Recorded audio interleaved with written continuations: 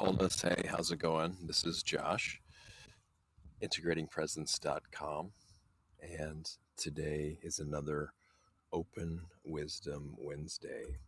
And for anybody who's never joined this, put the brief description, easy for me to say, description in the chat there. How's everybody doing? Irregular Wisdom. So these are Irregular Wisdom Office Hours. I ask unplanned, general, and specific questions for your wisdom, and you ask me. In the meantime, we share openly, likely from whatever is currently happening, to get at our wisdom. So today, I don't really plan, although I ponder what I may talk about. And today I came up with continuity, support, higher potential. So this is going to be more about meditation practice itself. And so I'm always looking at ways to improve meditation practice, even if that means hands off and stop trying to improve it, right? This is just a basic, simple continuity of attention on the meditation object. So if you're engaged in a meditation practice, really simple practice like samatha, where you return to the object over and over again, right? There's some initial application of attention on the meditation object, let's say the breath, working with the breath on this one. And then there's the sustaining of attention on the meditation object. I mean, those are the first two, what they call jhanic factors that I feel aid with staying with the meditation object, basically, right? So what have people found about being able to stay for long periods of time, being okay with staying with the meditation object? What helps really stay there? Well, one of the most obvious things is if it's pleasant, if it feels good, right? It's a lot easier to be and stay in something that's quite pleasant. So that's the obvious one. I've got a guest on Wisdom app, so I'll be taking that in just a bit. And that's the plan anyway. Oh, well, there they go. Well, I guess I won't be. Guess the window closed. Either way, so continuity on the meditation object, the pleasantness really helps a lot. But there's all kinds of different techniques. The one thing that came to me recently, though, was this support, and how I noticed how easy it is, or how much less challenging it is, and just easy to stay with the meditation object when I'm around people that I feel supported, where I feel supported.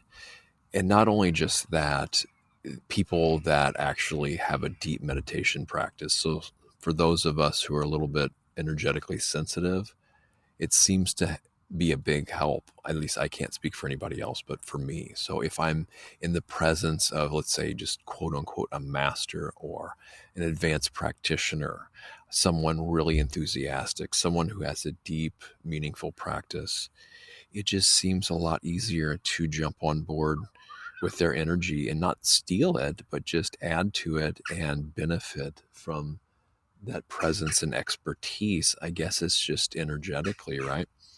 So how do we get ourselves in support? Ideally it would be great to be able to stay with our meditation object, even outside of formal meditation in everyday life, right? So how might that be practical? Again, the pleasantness I feel helps a lot with that too. But going into this support mode, what about if I saw people in their best light? What if everybody could contribute to supporting continuity of attention on a meditation object? And then how might that be done? Well, what if we look past like the superficial personality or the likes and dislikes we have of someone, and we immediately see their highest potential, their higher potential, or at least ponder it, right? That they have more than likely, we all have even a higher potential than what we're doing currently, that will arrive in the future, whether we want to or not. So can we sense into that higher potential that people around us are naturally going to fall into down the road? And how much can we sense into how that might support continuity of a meditation object? I don't know, maybe this sounds a little bit far-fetched or wishful thinking or dreaming thinking, but I'm going to give it a go maybe and see how it works. And then even if it's just a higher potential where their everyday workaday life and things get better when someone else improves their quality of life, by default, it has a ripple effect into everyone else. And so how can we provide this mutual support to people? And how can we be open and willing to receive support? And this mainly means like on an energetic basis, I feel here when talking about being able to stay with a meditation object. So what have you guys found helpful when it comes to meditation, formal practice, and especially off the cushion? Where do you find support in everyday life? You know, and then how do you tap into people's higher potential? How can you see someone's higher potential? You know, in I think certain areas of Buddhism, they talk about Buddha nature, right? That everybody has this seed of awakening within them that's possible. And so how can we see through overlays and characters and personalities and into one's deeper nature? And some might use the word divinity or someone's divine nature, and how might that benefit us?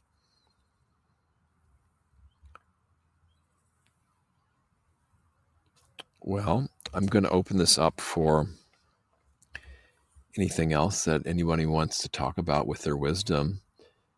You know, what wisdom have you gained in recent memory? You know, what areas of wisdom are you looking for in your life?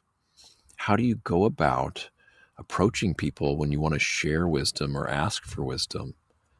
Do you ever do it generally or specifically? You know, what areas take precedent in your life? There's a saying that all things are surmountable with wisdom. So what are some of the challenges we feel, maybe collectively, individually, um, when it comes immediately to one's life, like right now? And how might wisdom be applied to that, gained, reached out, assisted? And then what about larger areas within the collective and within our individual lives that are more timeless, that don't depend on, you know, a 24-hour news cycle? What about the alleviation of stress, the alleviation of unsatisfactoriness that seems to be the going case, you know, almost for all times?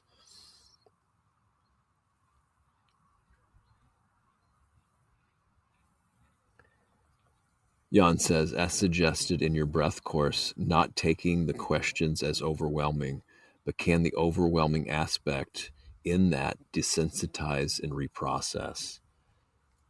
Wow. Yeah, this is real good. I have to even sit with that to let that sink in. So, of course, the overwhelming part, for anyone who doesn't know, there's a breath course called Progressive Breath Awareness Booster online, and I actually recently submitted it to another course platform too, but it's available for Plus members on Insight Timer. And yeah, some of the questions there are very complicated sometimes and kind of deep and profound. Again, when we encounter such information like that, we can just let it wash over us too, right? We don't have to understand it. I know for a long time in my meditation practice, I just had to know answers. I just had to know something. And I've shared this before, but what ended up happening was I would sit with the question, I would get an answer, and it was somewhat satisfying. And at the same time, it was only one tiny aspect of whatever I was looking into. And it wasn't the full, entire, complete picture. And a lot of times it led to other questions. And I feel this is great. This is okay. For the most part, it's just how much are we clinging to what's going on? How much are we clinging to have to know? And so when I realized I can be okay with not knowing, it was a huge relief. And at the same time, balance that with, when is the right time to deeply look into things? Because it is a kind of spiritual power, is this investigation, this inquiry, how much time do we allot to it in our practices of contemplation, meditation? And so Jan's thing here, but can the overwhelming aspect in that desensitize and reprocess? So if I'm understanding this right, desensitization, I find can be helpful and harmful. It depends on the context, right? We want to be sensitized to the humanity in people's lives, right? We want to, when we can handle it. If we become oversensitive or hypersensitive, then we become overwhelmed, and then we either lash out, shut down, or run away. So it's this discernment and balancing aspect, I feel, with sensitization and desensitization. One of the things that's fairly dangerous, I feel, is being desensitized to violence, and sexual content too. Then we all know where that leads, right? I don't really need to explain that, right? That it's we blow it off as insignificant, right? That when we see depictions of violence, it doesn't really do anything to us.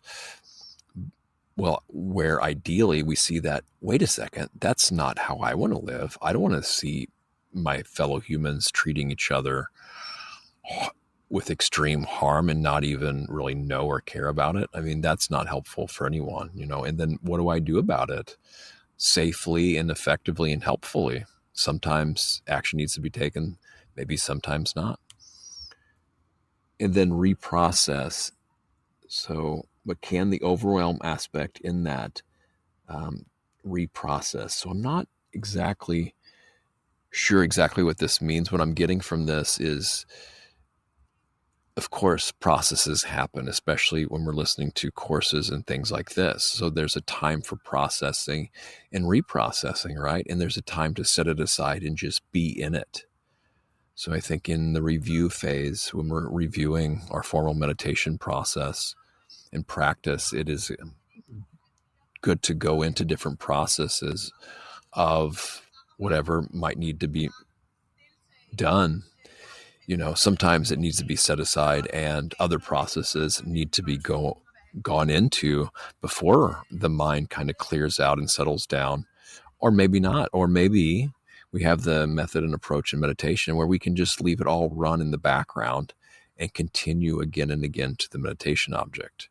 And this is a thing that I talked about with one of my teachers recently, asking about how my meditation process goes. And I said, well, a lot of times I just deal with what's on my plate and, and kind of address whatever's coming up. And I guess that's not ideal. A lot of times, according to some say that you just leave that go in the background and do the meditation, and can address that in other ways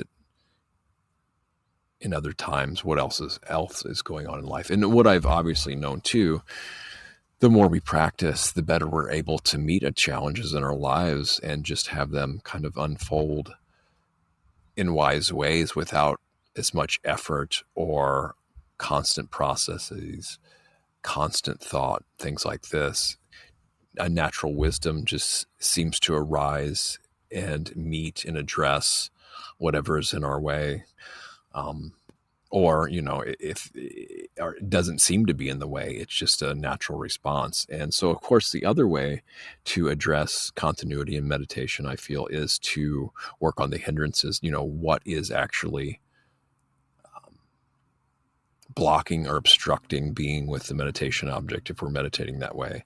And sometimes it's just turning the mind towards hindrance, what's blocking, what's in the way, sitting with that for a while, or investigating that inside or outside of meditation, see what comes up. and see what needs to be addressed and ask for internal guidance. All right, well, we're already at 15 minutes.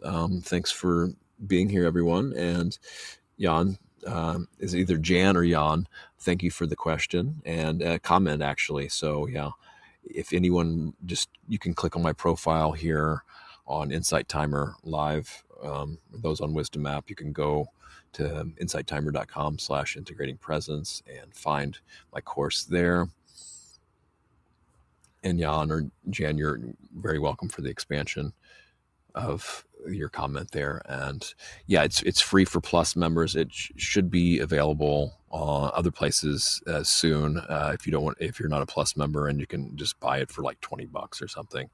And I would love feedback, and I want to hear, how it's helpful, how it's not helpful, anything at all really to say about it. That's helpful feedback.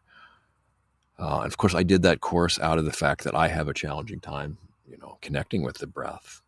So, all right. May you all be well. May you all find the ideal, optimal, or even just any and all continuity in your staying with the meditation object and all around great meditation practice in general.